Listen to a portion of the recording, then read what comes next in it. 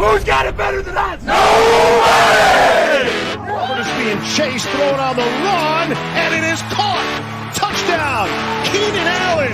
What a great... My goal is not to break you. My goal is to make you harder to break. Number six.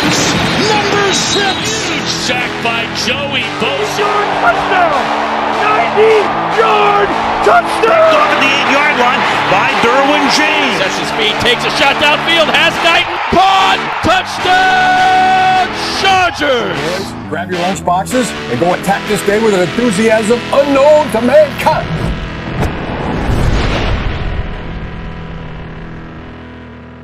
Describe the performance of your team in the first half. This wasn't good enough. That wasn't us out there. Did not come ready to play. Second half. Told it's a finger injury and his return is questionable. Yeah. Stop asking that question. Okay? I'm going to be calling the defenses. Okay? So we're clear. So you don't have to ask that. Melvin getting up. Look out. Holding his ribcage and Mike Dana hit him. Yeah. Legit. Yes. Like their fans are very passionate and everything like that. They've had to deal with a city change. Oh, yeah. Right? You just go back to that whole thing. Playing in an MLS stadium, then going into the Rams stadium, then the Rams win a Super Bowl in LA, and then now you got the face in Justin Herbert. Everybody says it. Everybody thinks it. Everybody knows that to be the case. GM and head coach out after what happened last night to a division rival on prime time. It is now expected to get done. The Chargers land Jim Harbaugh. This is real. This is not a drill. After many years of near misses, after Agreed to terms on Wednesday with Jim Harbaugh on a 5-year contract to make him their new head. It looks lovable. John's got a little mean streak and fire to him that I Going forward! He's going forward! He went forward! Immediate wins. I'm playoffs. Yes, I've said it already, I'll say it again.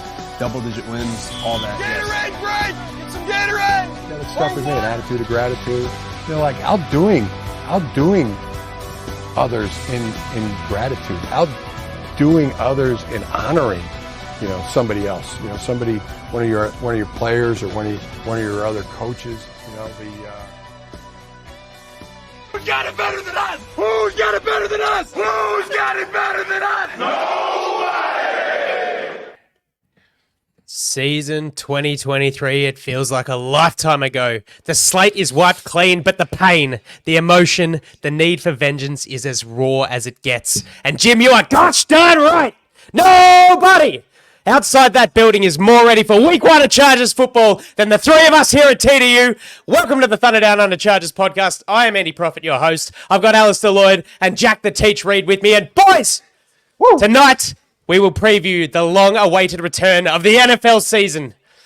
Also in store, we have our way too early playoff predictions, NFL awards before Al rounds us out with TDUMailbag, and maybe just a little leaked phone call between Daniel Popper and Jim Harbaugh. So here it is. Week 1, Los Angeles Chargers set to host the Las Vegas Raiders at SoFi Stadium, rocking the best uniform in all sports, the powder blues. Fellas, how we going? Good to have you. Oh, it's so exciting. So exciting. That little soundbite, I hope it gets you pumped up, listeners, because it gets me pumped up from the pain and the sadness from Brandon Staley going, I will continue to coach this team. No, the team is behind me, to on the eve of having a Jim Harbaugh coached Chargers against the Raiders. To get some revenge, baby. It is super exciting. I'm so well. I cannot wait for our Monday. How are you going, Al? Boys, football's here.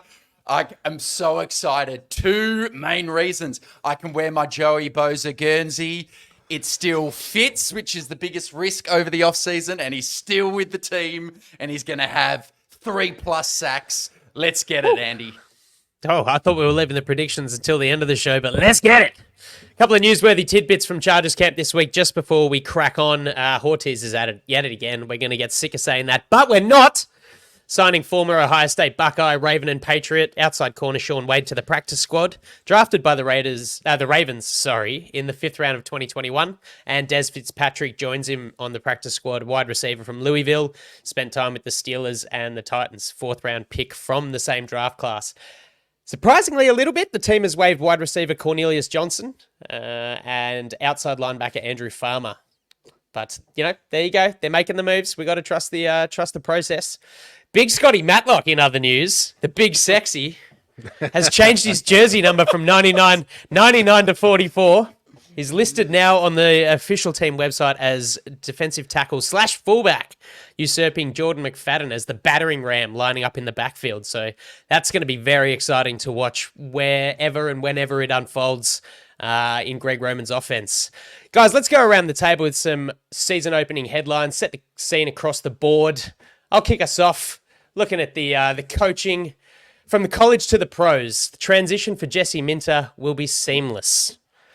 Under the tutelage of his former Michigan head coach, Jim Harbaugh, Jesse Minter's defensive system of modularity, his processes, will show no teething issues as he manufactures a career as a pro defensive coordinator. What do you think about that, Jack? Well, my headline is very similar, so I'm not going to give away too many of my little tidbits, but yeah, that's possibly going to be one of the more exciting things to see. Offense is a little bit of an unknown. We spoke about that a couple of shows ago because we haven't really seen Herbert in the gun under center just yet. So, but I guess what I'm most excited about is, as you said, Andy, that modularity, seeing Bosa, Mack, Tooley, Perryman, Henley, seeing Asante, and most of all, I think what I'm most excited about is seeing Derwin James in this defense and what's going to happen. We might talk about him later, okay? Just shut your mouth, all right? But yeah, Derwin James, what's going to happen? And Low Gilman, man, when I just reel off those names, I'm pretty excited. This could be pretty good. Yeah, people are sleeping on our defense, I think. You notice, that some players have maybe left, and Kenny Murray. And if you just look at the influx and the outgoings, I don't think anyone that important's left this team. And if you've got a healthy Joey Bosa and Derwin is used properly, why can't this defense shock everyone and be something like a top 10 defense? I'm not going to doubt it, because in the preseason, we kept mentioning guys are getting hands on balls, left, right, and center, as you put it so elegantly, Jack. Do you have a headline, Jack, or is it on a similar theme to the Jesse Minter love? Okay. All right. Well, because we're sticking with defense, let's go. I've got a little bit of alliteration. I'm a literature teacher. I'm an English teacher. You might not have known that. Oh, yeah. Because some of my language at times is very lowbrow, but I'm going with modular Minter defense plays mischievous magician on middling Minshew. So there we go. What I'm expecting to see is blitzing, disguise coverages, bit of zone coverage, getting them hands on them balls. Who's the mic? That's what I'm expecting Minshew to be going. Where's the mic? What's happening? Who's coming? Who's going? I'm expecting a lot of low tip six. I'm expecting lots of pressure paths, lots of different fronts, lots of different coverages. Our friend on Stormcloud, Ryan Watkins, put an awesome article together. I'd very much recommend going to read that. And he talks about the history of this defense being from Mike McDonald, and he describes it as a bit of a slot machine with 3 spinning wheels. Is that at any one time, the front could look different, the pressure path could look different, and the coverage looks different, but it all works. So that is going to be something super exciting, and to see what we can do to stop this Raiders offense, should I say. Andy, that is our word with Jesse Minter, right? With the last regime, it was all about connected and expressing themselves. We want to express this on the field. For Minter, it is modularity. It's all about the composite parts fitting into the conglomerated whole. We are in modularity land, and it's going to be Minshew sent back to Middle Earth by this fledgling ascending defensive coordinator out of Michigan. The inverse of Uncle Rico's throwing it a quarter mile, he'll be pushed back a quarter mile. You just watch. That's a great thing. Like you bring in a coach first time into the pros, and you expect you expect concern, you expect doubt, but the way that he brings a simplicity to his playing group. There's very few of them who have played for him in the past. Junior Colson, the exception, but these concepts are easily graspable. They're easy to learn and easy to understand. He uses fewer formations than the majority of the league, but manages to produce so many possibilities, making it more complex and in turn harder for offenses to prepare for. So much exciting. We saw a lot of it. We spoke about it on the show throughout the preseason that, you can tell where these pressures are coming from. Well, I think it's a lot of like cards close to the chest from what he's given up to what he's actually got in store. So very excited to see what goes on. And yeah, look, no better way to show that off than against the Raiderssssss. All right, one more headline. Heading into week 1, my headline is from the mouth of Daniel Popper himself, who wrote on the 22nd of August, Chargers quarterback Justin Herbert dazzles in practice. He's the elite of the elite. That might have been the best practice I've ever seen from Justin Herbert. Just lights out. Andy, we haven't seen him for over a month. What is that? Is that hyperbole? Or are you expecting to see a Justin Herbert like we've never, ever seen before, right from the very start of this season with a point to prove? I think he's absolutely got a point to prove. I think he would be disappointed, not necessarily with how his personal career has started, because it's been fantastic. It's been record breaking. But like we've heard Joey Bosa say, I don't care anymore. I don't care how many sacks I get. I just want to win games of football. And when you talk about the elite of the elite in the competition, you look at Justin Herbert's playoff record, and it's 0-1, which A, says they're not in the playoffs enough, and B, he hasn't won a playoff game. So there's a lot of doubters. There are a lot of pundits, fans of the sport in general, who are pushing him around that 10 to 15 mark, and he's saying, no, I'm top 5. You just watch. I think it's embedded in him now. He's a quiet guy. He doesn't seem to have that kind of aggressive kind of fire in him. But I think we're going to see that this year, and I think that sort of thing. Look, a little bit of hyperbole, perhaps, but also, look, you just said it yourself. We haven't seen him in a month, so it's I think he's got a lot to show. We'll know very quickly with the game on the ground, and depending on what Justin Herbert will see. If we come out strong with our running game, with our two, I won't say bell cow running backs, but with our 2 first choice running backs, I think we might see more of a game manager from Justin Herbert, and we just go, it's just a rolling tide, just roll and roll and roll. Perhaps nothing flashy. However, if the game does get into the balance, perhaps we start to see some of that big arm. It would be fascinating to also note the deep ball count in the first half. We know that that's always been something that is being restricted, perhaps a little bit in past offenses. So is Roman willing to take a deep shot once in a while, maybe once every 4 to 5 to 6 snaps? Fascinating to see. All right, let's have a look at these Raiders' strengths, hey, speaking of how we might win the game. My first little thing here I was looking at, and this is pass the rusher to the right-hand side. This is all about Max Crosby versus Joe Alt, isn't it? That's the thing that I'll be watching from the first snap to see how our rookie right tackle goes against. What I'm expecting is bull rush after bull rush after bull rush after bull rush. I'm not expecting Alt to win every single snap. However, I don't reckon he's going to be a turnstile either. It's going to be fascinating to see what Spillane's going to do. And Kuntz also had a really good pass rushing season. Yeah, and you've also got, and this is where I get a little bit worried, Christian Wilkins up the middle, testing Bozeman and Pipkins early. Left-hand side, I'm all right, but I'm really worried about this pass rush on the right. Yeah, I don't know about that, mate. I do not know about that at all. And the reason why is because Greg Roman's a smart guy, and he knows Max Crosby's a good pass rusher too. And I would not be surprised if what we see is a whole range of window dressing, candy, as it were, misdirection, plays in motion, heavier set personnel to limit as much as possible true one-on-one pass sets. Maybe with play action, you get Herbert rolling out of the pocket. That's what I'd do if I was an offensive coordinator. If it's 3rd and long, no doubt Alt's going to have 5 to 8 straight up reps where it's you and me one-on-one, mano a mano, Crosby, you junkie.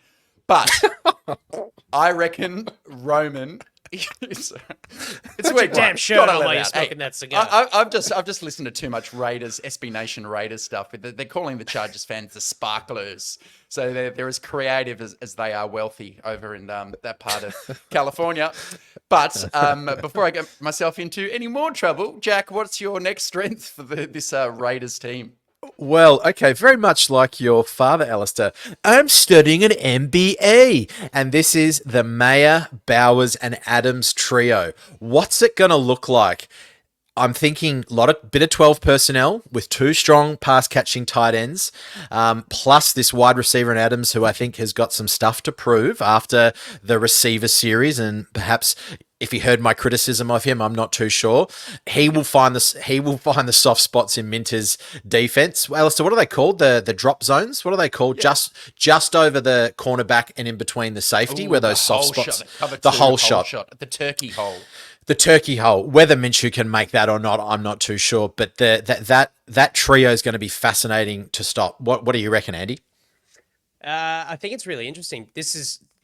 You're almost opening up a can of worms for me, because as much as we talk about, the Max Crosby, the personnel set on the right-hand side of the line to support Joe Alt at the start of that kind of... I see the same thing on the other side with Daya Munford as the right tackle and having to utilize Michael Mayer as sort of an inline tight end to protect that. So if they're going to be running a lot of 12 personnel, they're sort of limiting themselves. There's a lot of pressure on the man defense.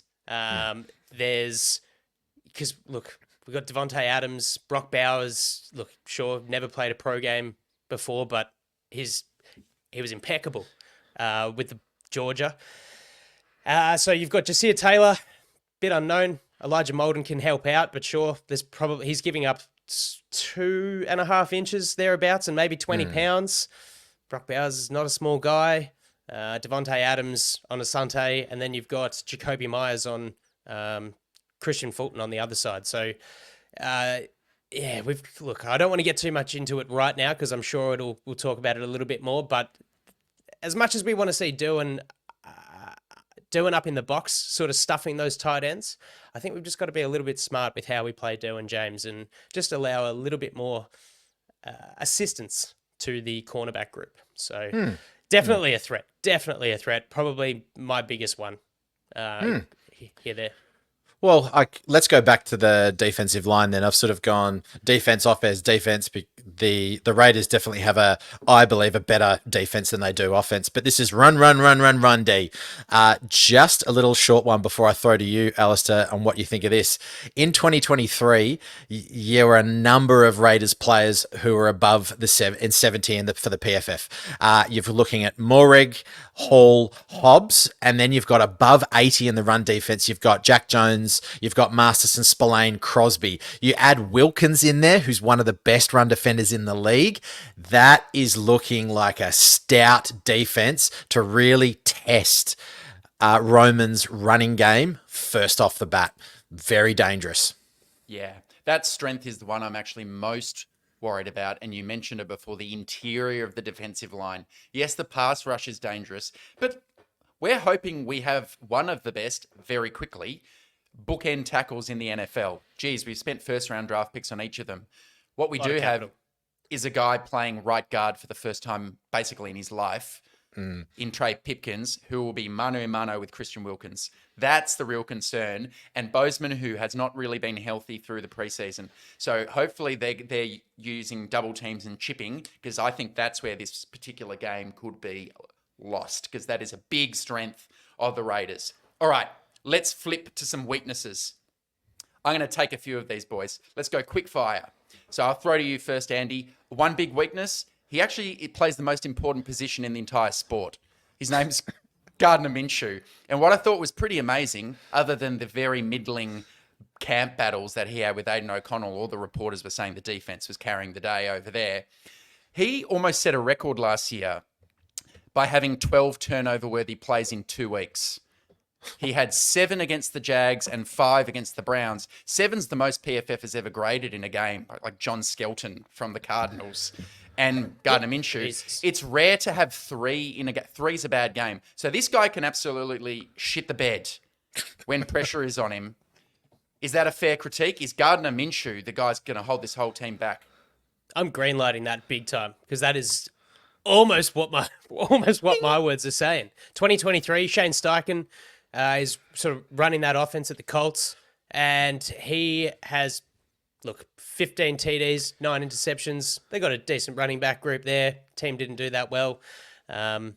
Lowest time to throw that he's had in his career, 2.67 seconds. Took 34 sacks, and that Browns game, sacked 4 times, 5 turnover-worthy plays. Not only does he start throwing the ball in all kinds of places, but he fumbles the ball as well. He had 3 fumbles in that game, interception. So you get the pressure on, and he will cough it up. Yeah, I agree. Everyone says he's got a bit of moxie, and you can't help but rooting for this guy. I see kind of Joe Dirt, David Spade vibes with Minshew. I wouldn't mind just burying him. My sister, Brandy. Yeah. All right. It's all well and good. It's all well and good to be, have a personality off the field, but maybe a little less time making stupid videos with nunchucks without your shirts on and the mud flap mullet in the pickup truck. All right. Another weakness, Jack. Yep. Tommy Telesco, roster builder. So they go and, they take the bright, shiny things, don't they? Jackson Powers-Johnson, Brock Bowers, even though you had Michael Mayer last year. And we know JPJ's barely trained at all with injuries over the offseason, shoulder problems. We don't know if he's going to play. Brock Bowers also returning from ankle surgery. Don't know if he's going to play. Telesco signed Michael Gallup. He went and retired 4 weeks ago. And Telesco's quoted saying, I didn't see that coming at all. So are we already starting to see, Jack, just these signs of the Tom Telesco experience starting to rear their head in Las Vegas?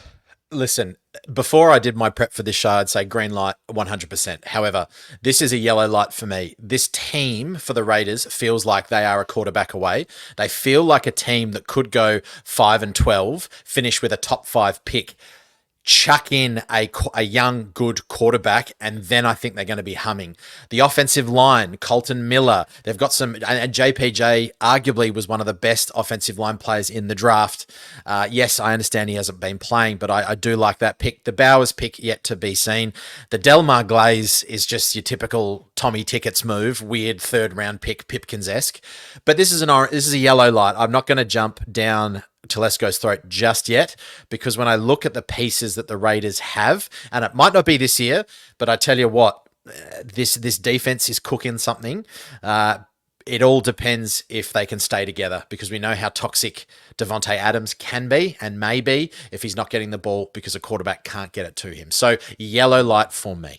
Okay, well, let me end it with the words of one of our followers on Stormcloud, Mongo Tesla, the great John, who met me at Thunder Alley before the game I attended with Kirst. He said the Raiders last year had a poor rushing attack and poor defense. Let's beat these degenerate Pirates. Totally agree with you, John. Totally agree. Well said, John. Absolutely. All right, guys. So how do we win the game? Now, for me, I know I spoke about Derwin James, using him wisely with regard to assisting with the tight ends inside the box, a bit of pressure here and there, bit of disguise, also using him to help out Alohi Gilman. We know, we talked about Alohi having a better year last year, but this is important, not because of, who's on the field, but because of what this game means. For me, there's emotion in the game for the players. Not so much the coaching staff, but Derwin James needs to show his growth as a leader and as a team captain. And he needs to play smart. He got flagged a lot last year for just kind of having a few brain snaps. So for me, it's he's got to lead the way as far as running that secondary. It's a sense and sensibility. Think about what you're doing. Don't let emotion take over. Hey. I'm the literature teacher here. No Jane Austen from you, my man. No Jane Austen from you. Very simple for me. Establish protection for Herbert early. We know how injured he was last year. The Raiders are going to come out with their teeth bared, and they're going to want to get to him quickly. So let's see our 2 bookend tackles. Let's see that interior hold up. Let's get the running game going. Do not let Justin Herbert get hit early. Yeah. And even though I've spent the last 15 minutes bagging out on the Raiders, you were right, Jack. They do have some freakish players on the defense. And I want to just mention Jack Jones, who has started to become a complete ball hawk. You'll remember, listeners, the pick 6 he had against us in that 63-21 beatdown where he jumped the snap. He's been doing it all training camp. He had 10 or something interceptions in training camp, and he had a pick in the preseason in the game too. So he's one guy maybe you just want to steer clear of. It's not like we have a number 1 dominant wide receiver. Maybe just throw away from that side of the field. That's a key for me. Smart. All right, before we unveil our game predictions, over to you, Teach. Interesting. In the words of Chargers wide receiver coach Sanjay Lal, my favorite, the difference between saying, I've got to get open and you have got to cover me, highlights a fundamental shift in how we perceive our roles and capabilities.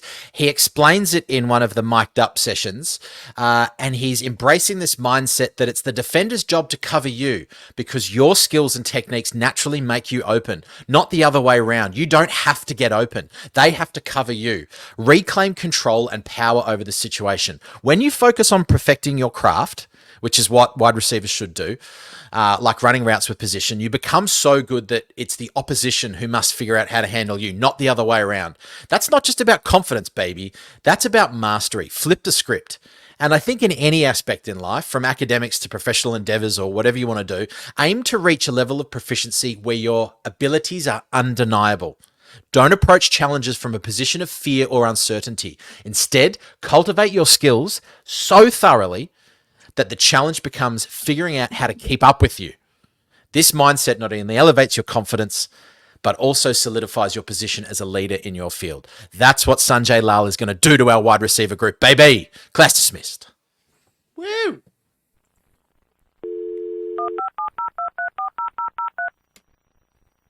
Oh, what's this? I've never heard something like this before. This is new. Hey, it's Jim Harbaugh here. Hey, Sarah, can you turn that modem down, please?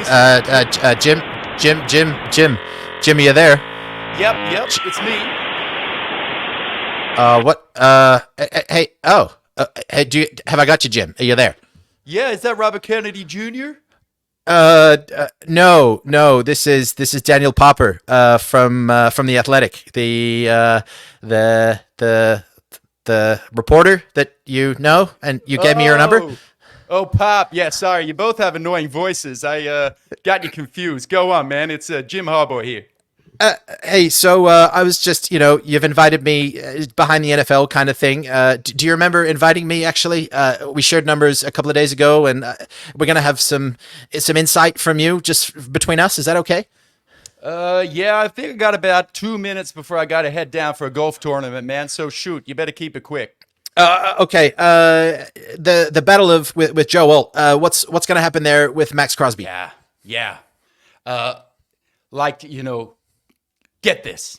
It's what my dad Jack used to say to me. When you got a young player and they come out, they're like a baby tiger cub, just straight out of the vagina. And they come out, they take one step, they take another step, they're like, and then, some more time, they're out there, more time on task, and then all of a sudden they're the king of the jungle, they're protecting the lair, and they're like, that's Joe Alt for me, Daniel.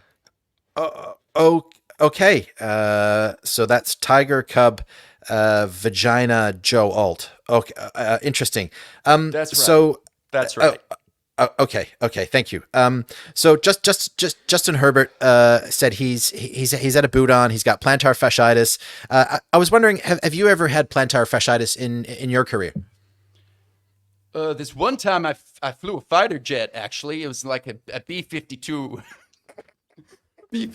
bomber, and But I don't know. I'm not qualified to answer that. I've played with bumps and bruises. It's about attacking each day, Daniel. You just attack each day and make sure you're there for your teammates and your country and Jesus. And last question, just, I really appreciate you taking my call for the first time, and hopefully we can do this throughout the season. Sure. Do you remember playing the Raiders and having that amazing game, 300 or so yards and a couple of touchdowns? Do you remember that? I'll be serious for a second, Pop. I take it deathly seriously. Faith, family, and football to beat the Raiders. I've only coached against them once. My record against them's 0-1. We're going to sling it against these guys, man. And I think we're going to start off with a bit of brisket, take it out to the RV, chill out with Giro, and eat it with enthusiasm. Thanks, man. I got to shoot. Sarah, coming. Okay. See you, Okay. babe. See you. Okay. Thanks, Okay. man. Thanks, Jim. Thanks. Bye. Okay. Bye. Holy shit. Bravo, guys. Thank you for that. Terrific insight, guys, into the conversations between Daniel Popper and Jim Harbaugh, as played by the two gentlemen either side of me. All right. Chargers win this one for me, 24-20. I think it's going to be a bit of a slog, but 1-0 to start the year. Yep. 27-21 to me. To the Bolts. It will be a win for you, Jack. It'll be a win for all of us, and I'm going to double down. 28-10. It's going to be a beatdown, and we're going to be feeling on top of the world come this time next week. Nice. Okay, all right. Well, guys, that's the week one preview out the way. Let's get on to some season predictions. Way too early to be deciding this sort of stuff, but it's pretty fun. I'm going to kick us off with my NFC and AFC playoff team predictions.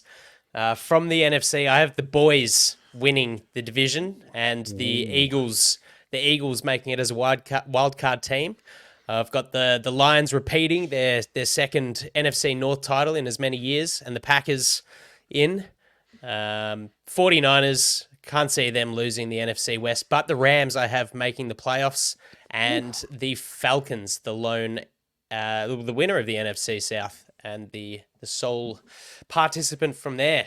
In the AFC, the East, it would be 5 years on the trot if the Bills were to win, but Aaron Rodgers is back.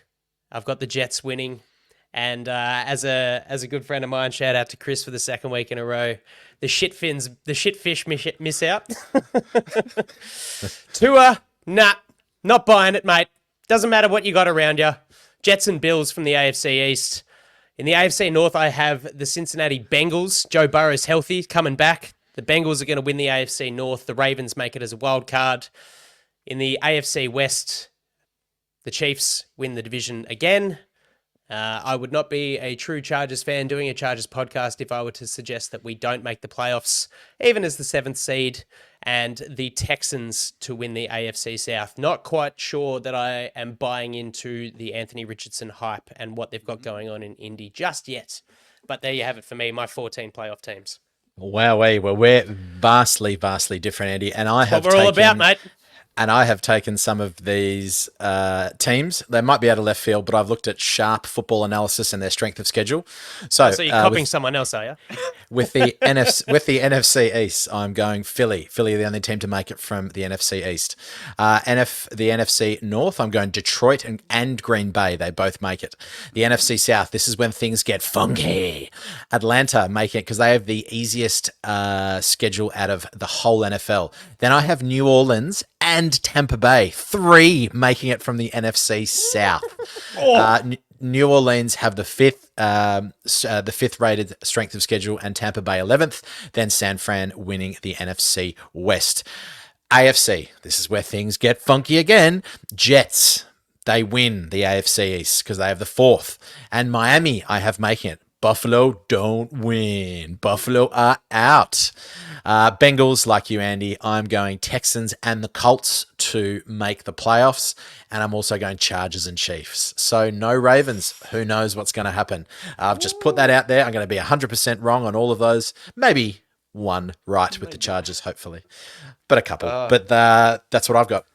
We've got some different ones so far. And I love, Andy, how Jack is so expert as a teacher. If you interrupt him while he's speaking, he just ignores it and stays silent and then plows straight on. That's how you deal with reprobates. I'll speak like to you us. after class. And I'm going to tell your parents on Tuesday night. Detention.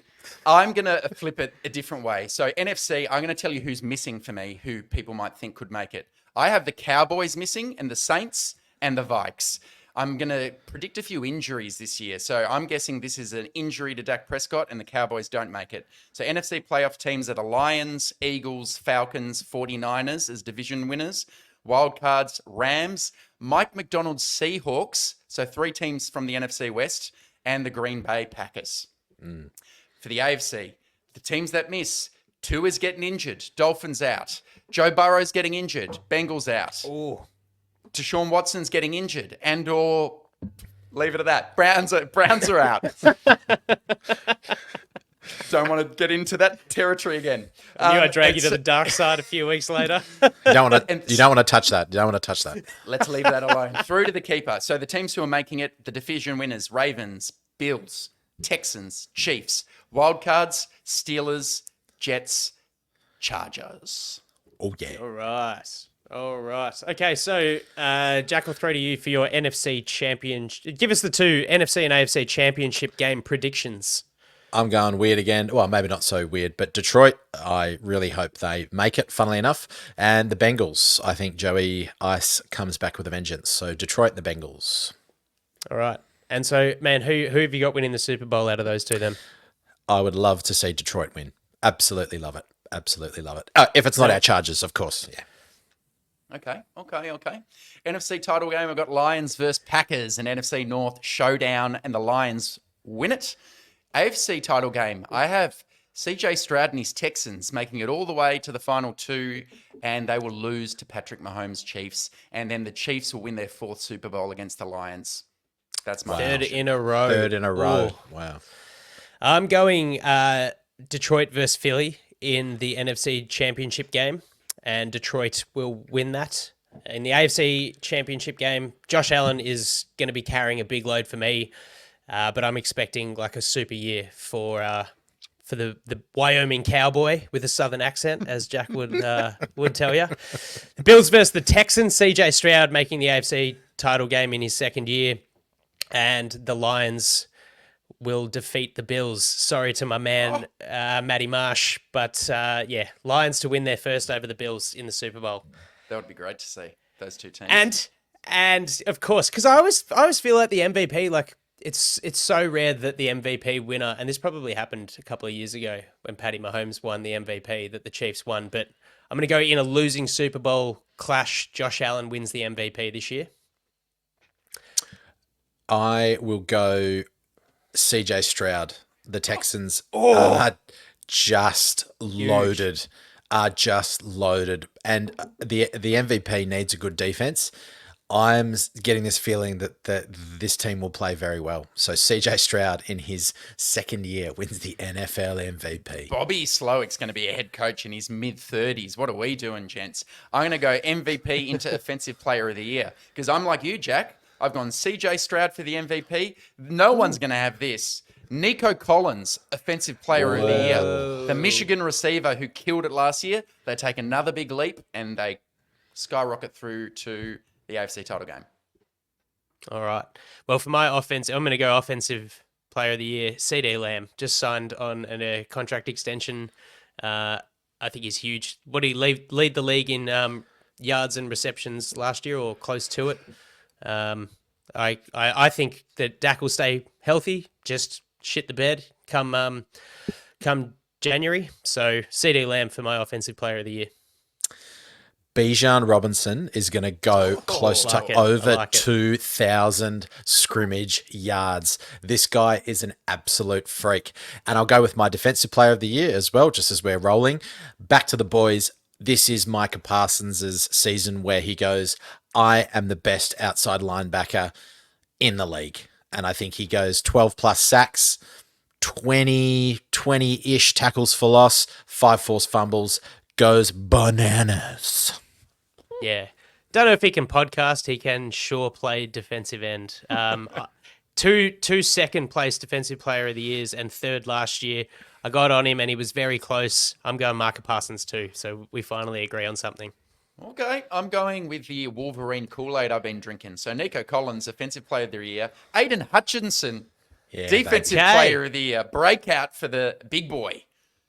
Nice. All right, offensive and defensive rookies of the year. I find it incredibly hard from what I've seen to go past Caleb Williams winning offensive rookie of the year and defensive rookie of the year. I know he's got an injury history, but I'm incredibly excited about his raw physical talent. Laiatu Latu, the edge rusher. Yeah. Listen, Caleb Williams for me. And before I say my defensive rookie, this is very smoky. I did my research. I'm looking at Aaron Glenn, who's going to be the defensive coordinator for the Detroit Lions. Made a name for himself as a standout quarterback at Texas A&M, where he played a 92-93. He wants to play man-heavy coverage. And whilst Terrion Arnold isn't the most polished cornerback in this class, his freakish athletic abilities are going to bring something to this Detroit offense, and they're going all the way to the Super Bowl, baby. And Terrion Arnold is going to have a year because he's going to be probably the second or third. He's just going to be around the ball, baby. Can't wait. I would love to see it. One of my favorite players I scouted during draft. I thought you'd love it. I thought you'd like that. Man. That's for you, baby. That's for you, baby. Thank you, man. Thank you. Andy, exact same as you, buddy. Caleb Williams and Laiatu Latu. All right, mate. You got the mute going on there, Andy. So I'll move on to the comeback player of the year. I've gone chalk because as long as he plays, he's going to be so good that the Jets are going to do damage. So it's going to be 40+ Aaron Rodgers returning from his Achilles. What say you, Andy? Yeah, well, I think to win the AFC East, it's going to be a heck of a year for Aaron Rodgers. Playing to a stellar cast. I've got A-Rod coming back and tearing it up as a geriatric. And sorry, I did mute myself after that fraternizing between the two of you. I actually didn't think you needed me on the show. So I was Homer through the bushes right there, fellas. Still not a role play, Jack. Jump on the Starship Falcons because it's Captain Kirk nice. time, baby. It is Bijan going for 2,000 scrimmage yards. It's Drake London having a big year. It is who's their tight end? Pitts. Kyle Pitts having a big year. I think he's going to throw for a few. He won't be NFL. He won't be MVP caliber. For a little bit, he might be, but he's going to be the comeback player of the year. Nice. Yeah, I toyed with that. We'll have to get all our predictions up and whack them on the Twitter handle at TDU_charges. Just, we like to keep receipts, so it's good that you guys do as well. All right, well, we've been reaching out to some of our fans, and it's time for hashtag TDUMailbag. So over to you, Ali. Lead the way. Sage Surratt. We've lost that audio through Jack's move from Adelaide to Hobart, but we shall retrieve it just for you, Kev. And a quick shout out to Bolt Squad, who prepared that very clever little infographic for us using AI with the mailman. So thank you very much to Bolt Squad on Twitter. All right, let's do some quick fire for 10 minutes, boys, and get out of here. Let's start. Jack, this one's for you. Sorry to keep you awake. How many Chargers rookies? And this comes from E-Wing Fighter Pilot. We've got to start with an Aussie, Ash Holick from Adelaide. Jack, Thanks, how many Chargers rookies do you think will have a chance to make the PFF Rookie Team of the Year? And we've had rookies make it the last 2 years. Cam Dicker made it in 2022, Darius Davis last year. So do you think any of our rookies have a chance? The easiest one to say is Joe Alt. That's the one that comes to mind. I think he's got over a 50 to 60% chance of making that team. The other one I'm probably not so keen on, but it could be, is Lad McConkey. He could become Justin Herbert's very favorite target very early on. I can't see him having 1,000 yards. I can see him having maybe anywhere between 500 and 700, maybe 5 touchdown catches as well. Defensively, I don't really see any rookies making it. It's probably those two for moi. Okay, no Justin Aboigbe from Jack, but maybe Junior Colson. Linebacker's a tough spot to play. If he sees time middle of the year, he's got a chance. All right, Andy. Hey, it's college defense. This one's for you. This comes from Louise on Twitter. By the end of the year, Andy, which unit for the Chargers, offense or defense, will be better. You can choose whatever metric you want, PFF grade, DVOA. Is this team going to be better on offense or on defense? Oh, that's a goodie. I'm going to go with defense. I'm really vibing the whole defensive side. Not to say that the offense won't, but I'm seeing like the defense backing the offense up and scoring points. I'm going to go the defense. A real resurgence. Comeback position of the year. Okay. Position group of the year. The defense. I think I agree with you on that one too. Jesse Minter, show us what you got. I'll take this one. This is from Eric, great listener from Stormcloud, formerly Bolts from the Blue. Other than a Justin Herbert injury or a rash of injuries to starters, what could be a potential reason the Chargers don't have much success in year one under Jim Harbaugh, as many will believe? Thanks. I'll be listening as always. TDU. Thanks, Eric. Do you know what? I think you've kind of listed the only things I really see slowing the team down, which is injuries to key players. If I had to choose one, I would say perhaps the interior of the offensive line just doesn't work out, with Zion not coming along and Pipkins not working, Bozeman not being very good. But I think the team's been set up really well by Chef Ortiz. Thanks for the question. Jack, this one's for you, mate. This is from Bolt at Average Chargers Fan on Twitter. On a scale from 1 to Alex Jones, the conservative shock jock, how delusional am I to think this is by far the best Justin Herbert team in talent, depth, and coaching, and a double-digit win season is incoming? Talent, I will disagree. There have been other teams where the top-end talent has been far better. Last year, for example. However, when you talk about depth at position and the fact that we can spread the load, not only with our receivers, but with our running back room, with the depth on the offensive line, the depth at linebacker, the perceived depth at edge. You know, we're still an injury away, but you've got Dupree, you've got Tooley, you've got some guys on the practice squad. I will say this is not necessarily the most talented team, but this is possibly the best or the most well put together team for sustained success. That's where I'll leave you. Too good, man. Agree, 100%. Andy, this is a good one. You'll like this. This is from our good friend, Athir Carter. Athir. Oh, man. Hey, our boy. I got a question for week one. Andy, brother, can J.K. Dobbins get 120 total yards? Of course he can. Oh. Will he? Will he? No. I'm going to say no. I think Gus Edwards, sorry, I think Gus Edwards being in there, it's going to be running back by committee. I don't think all the load's going to be on J.K. Dobbins. Okay. Not a bad thing, but no. Sorry about that, at the end. We can't match your enthusiasm. Happy to be wrong. Happy to be wrong, my brother. We've got many more, but I might just ask a handful of others. So sorry to those who submitted. Maybe we can save it for the next mailbag later on in the season. Jack, this one comes from Ryan Watkins, the defensive guru, the coaching guru from Stormcloud and Kyle D's podcasting brother on the Powder Keg Pod. So I want you to give us, Jack, a sack total estimate for this game against the Raiders. And I'll let you know, last year, we had 1 in the beatdown. We had 7 earlier in the year when Khalil Mack had 6 himself. How many against the Raiders? Let's go over 5. And you know where they're going to come from? That. They're not going to come from Mack and Bosa. They're going to come from Denzel Perryman, a Derwin James. There might be one in there from Bosa or Mack, but I think that the Raiders are going to prepare for those two. They're not going to prepare for the slot corner blitz, baby. They're not going to prepare for the double A gap blitz. All those disguised looks. They're going to come from. They're just going to send the house at Minshew over and over again. It's going to be really fun to watch. Okay. Overload with Tooley and Dupree. I like it. Rush tip 6. While you're in the hot seat, Jack, 2 more from Ryan. Over under 10 for Joey Bosa. Over under 10 games, sacks. Over under 10 for each. Over 10 sacks, under 10 games. Oh, okay.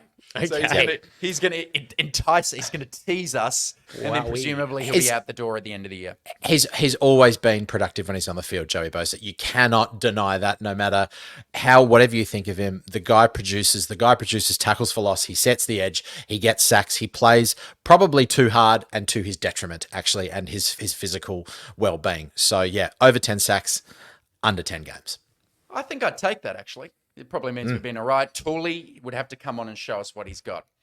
Andy, this one comes from Chargers Truther, one of our more disagreeable followers, but did send in a question. He asks, have any of you guys actually played football?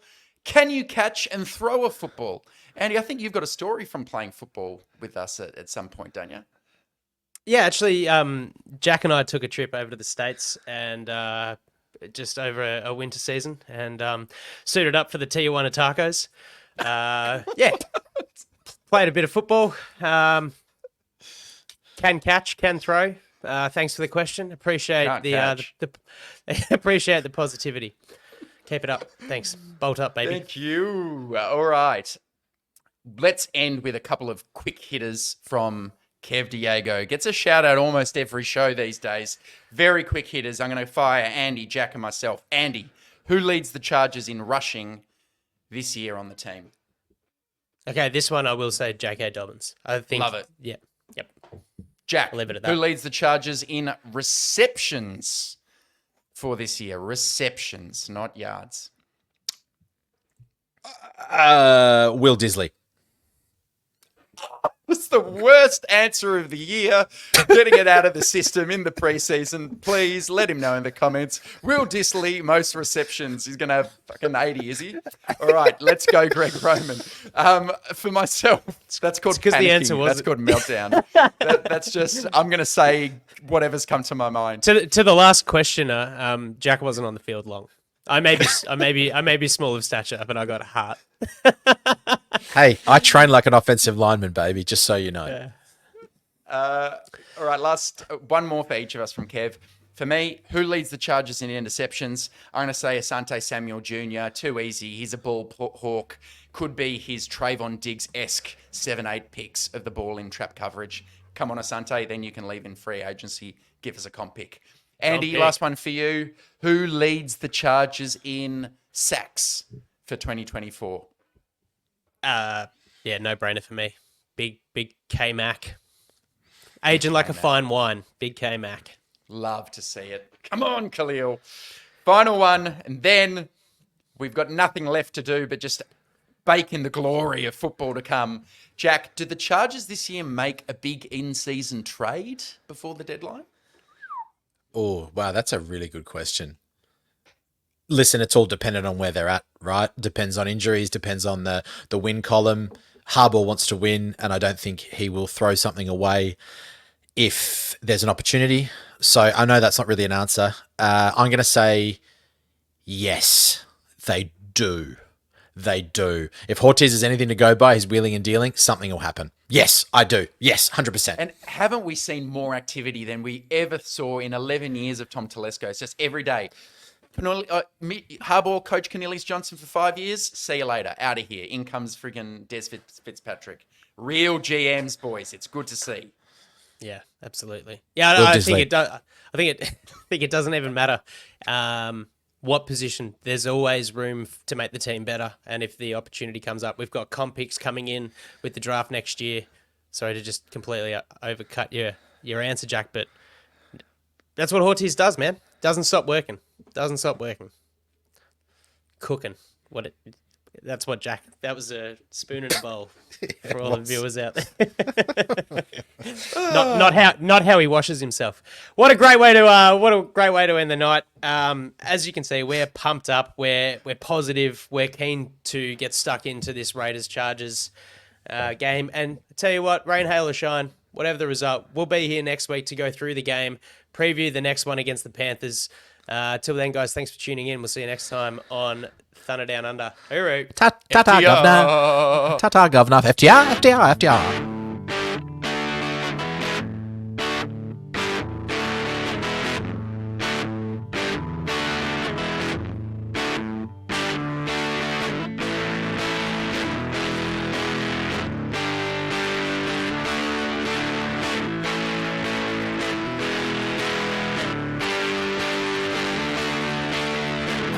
Backpedals looking, firing. He's got Floyd turning. Got it. Zigzag. 10, 5, high step.